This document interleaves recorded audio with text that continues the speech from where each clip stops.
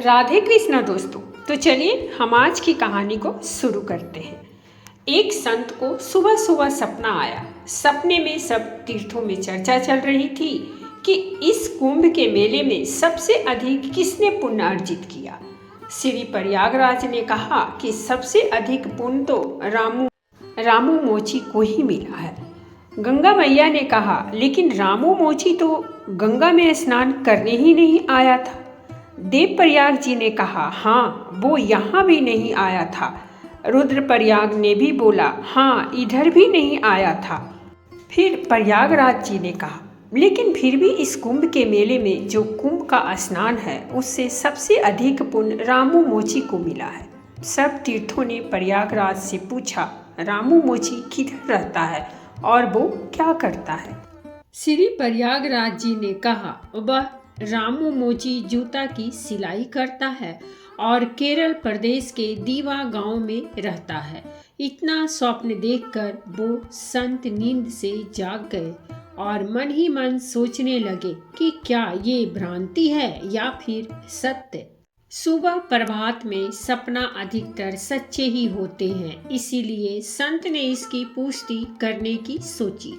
जो जीवन मुक्त संत महापुरुष होते हैं वो निश्चय के बड़े ही पक्के होते हैं और फिर वो संत चल पड़े केरल दिशा की ओर। स्वप्न को याद करते और किसी किसी को पूछते पूछते वो दीवा गांव में पहुंच ही गए। जब गांव में उन्होंने रामू मोची के बारे में पूछा तो उनको रामू मोची मिल ही गया। संत के सपने की बात सच निकली। वो संत उस रामू मोची से मिलने गए। वह रामू मोची संत को देखकर बहुत ही भाव विभोर हो गया और कहा, महाराज आप मेरे घर पर, मैं जाति से चमार हूँ, हमसे तो लोग दूर दूर रहते हैं और आप संत होकर मेरे घर आए हैं। मेरा काम तो चमड़े का धंधा है। मैं वर्ण से शूद्र हूँ, बुद्धि और विद्या से अनपढ़ हूँ। मेरा सौभाग्य है कि आप मेरे घर पधारे। संत ने कहा, हाँ मुझे एक स्वप्न आया था, उसी कारण मैं यहाँ आया। और संत तो सब में उसी प्रभु को देखते हैं, इसीलिए हमें किसी भी प्रकार की कोई कठिनाई नहीं है किसी के घर जाने में और मिलने में। संत ने कहा, आपसे एक प्रश्न था कि आप कभी कुंभ मेले में गए हो। वह रामू मोची बोला, नहीं महाराज, मैं कभी भी कुंभ के मेले में नहीं गया, पर जाने की बहुत लालसा थी, इसीलिए मैं अपनी आमदनी से प्रतिदिन कुछ बचत कर रहा था। इस प्रकार महीने में करीब कुछ रुपया इकट्ठा हो जाता था और 12 महीने में कुंभ जाने लायक और उधर रहने खाने पीने लायक रुपये हो गए थे। जैसे ही मेरे पास कुंभ जाने लायक पैसे हुए, मुझे कुंभ मेले का शुरू होने की प्रतीक्षा होने लगी और मैं बहुत ही प्रसन्न था कि मैं कुंभ के मेले में गंगा जी में स्नान करूंगा। लेकिन उस समय मेरी पत्नी माँ बनने वाली थी। अभी कुछ ही समय पहले की बात है। एक दिन मेरी पत्नी को पड़ोस के किसी घर से मेथी की सब्जी की सुगंध आ गई और उसने वह सब्जी खाने की इच्छा प्रकट की।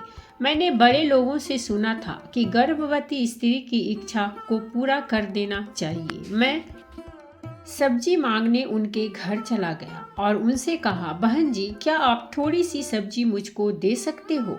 मेरी पत्नी गर्भवती है और उसको खाने की इच्छा हो रही है। हाँ रामू भैया, हमने मेथी की सब्जी तो बना रखी है। वह बहन हिचकिचाने लग गई और फिर उसने जो कहा उसको सुनकर मैं हैरान रह गया। मैं आपको ये सब्जी नहीं दे सकती क्योंकि आपको देने लायक नहीं है। क्यों बहन जी? आपको तो पता है हम बहुत ही गरीब हैं और हमने पिछले 2 दिन से कुछ भी नहीं खाया। भोजन की कोई व्यवस्था नहीं हो पा रही थी। आपके जो ये भैया वो काफ़ी परेशान हो गए थे, धनी से कर्जा भी ले लिया था। उनको जब कोई उपाय नहीं मिला तो भोजन के लिए घूमते घूमते शमशान की ओर चले गए। उधर किसी ने मृत्यु की बाद अपने पितरों के निमित्त ये सब्जी रखी हुई थी। ये वहाँ से छिपा कर गए और उधर से ये सब्जी लेकर आ गए। अब आप ही कहो, मैं किसी प्रकार ये अशुद्ध और अपवित्र सब्जी कैसे दे दूं? रामू मोची ने फिर बड़े ही भाव विभोर होकर कहा। यह सब सुनकर मुझको बहुत ही दुख हुआ कि इस संसार में केवल मैं ही गरीब नहीं हूँ जो टका टका जोड़कर कुंभ मेले में जाने को कठिन समझ रहा था। जो लोग अच्छे कपड़े में दिखते हैं वो भी अपनी मुसीबत से जूझ रहे हैं और किसी से कह भी नहीं सकते, और इस प्रकार के दिन भी देखने को मिलता है। और स्वयं और पत्नी बच्चों इतने दिन भूख से तड़पते रहते हैं। मुझे बहुत ही दुख हुआ कि हमारे पड़ोस में ऐसे लोग भी रहते हैं और मैं टका टका बचाकर गंगा स्नान करने जा रहा हूँ। उनकी सेवा करना ही मेरा कुंभ मेले में जाना है। मैंने जो कुंभ मेले में जाने के लिए रुपये इकट्ठे किए हुए थे वो घर से निकाल कर ले आया और सारे पैसे उस बहन के हाथ में रख दिए। उस दिन मेरा जो ये हृदय है बहुत ही संतुष्ट हो गया। प्रभु जी, उस दिन से मेरे हृदय में आनंद और शांति आने लगी। वो संत बोले, हाँ, इसीलिए जो मैंने सपना देखा उसमें सभी तीर्थ मिलकर आपकी प्रशंसा कर रहे थे।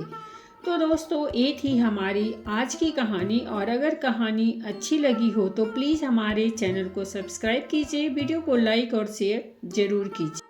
कहानी सुनने के लिए बहुत बहुत धन्यवाद। मिलते हैं हम एक नई कहानी के साथ।